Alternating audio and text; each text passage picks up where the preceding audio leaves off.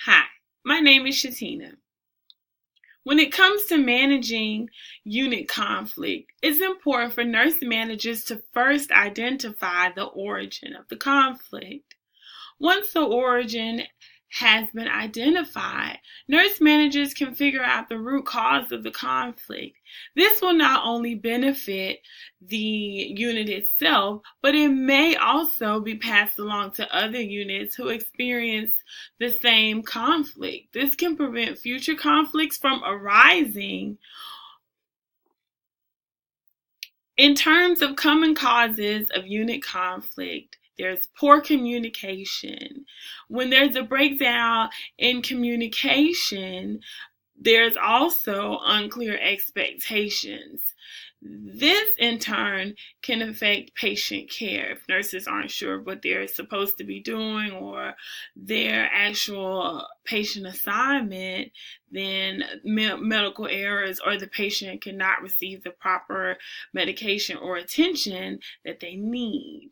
This is not good for the patient or the nurses themselves either.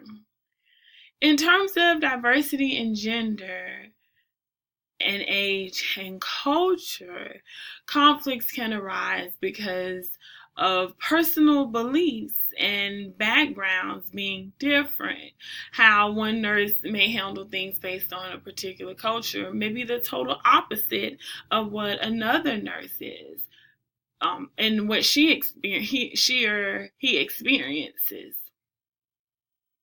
These types of conflicts are more challenging to address as a lot of the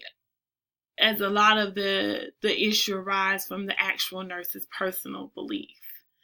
When it comes to staffing changes, as nurses may experience burnout due to poor communication and unclear expectations, a lot of them may then end up leaving the unit or maybe even finding a different profession altogether, which we don't want to happen. So it's important to address when shortages and staffing are happen to impact the other nurses.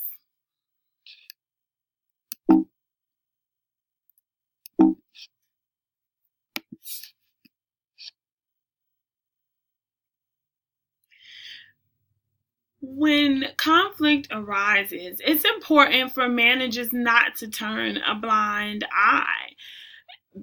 In the past, it was encouraged for conflicts to be avoided at all costs. But recently, it's been noted that addressing the conflict not only helps for a faster resolution, but addressing the conflict also helps to show leadership involvement in care.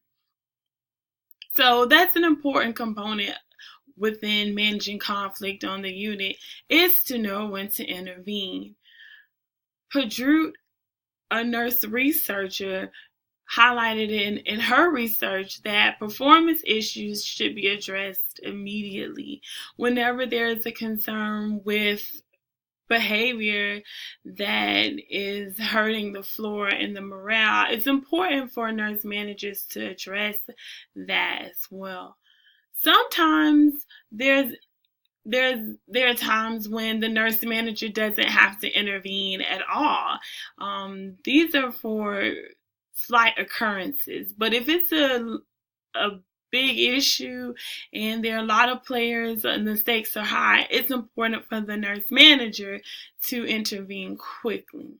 Some strategies for facilitating conflict resolution include confrontation. Now, when they speak of confrontation, they mean face to face. When you address people via email or telephone, it's less personable, so face to face is the best way. Third party consultation. When it comes to third party consultation, sometimes the emotions are very high and there needs to be an outside party to help facilitate communication. Nurse managers, though, can also intervene and be a neutral party and just allow for better facilitation of communication.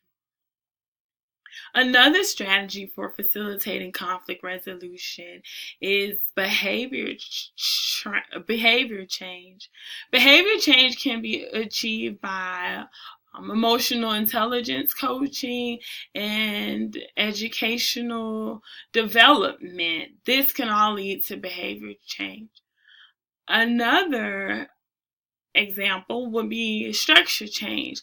This is either transferring the nurse, and if that doesn't help, then oftentimes they can move the whole department into a new nurse. So another nurse will take on the department overall.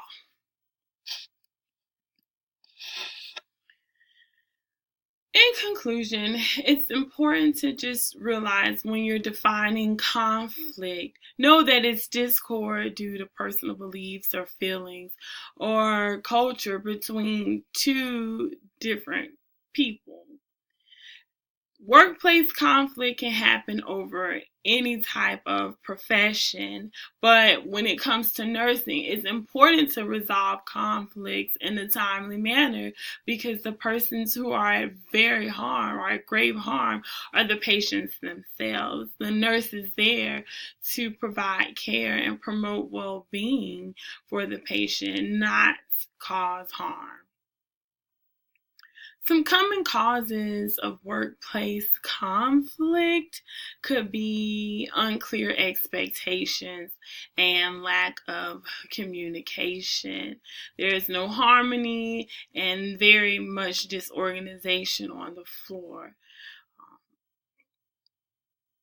When it comes to conflict management, the most important thing is to have a win-win situation. If that doesn't always happen, you at least want to achieve the major goals for when you're trying to resolve the conflict.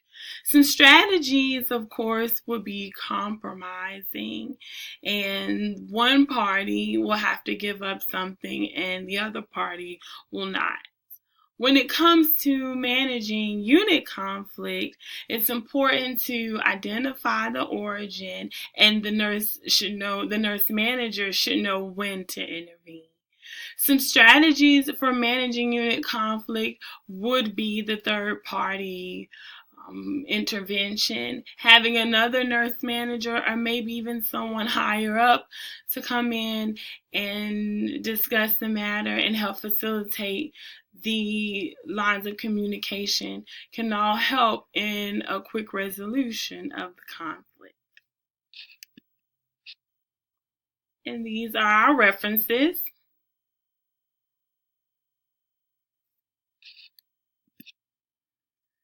Thanks for watching.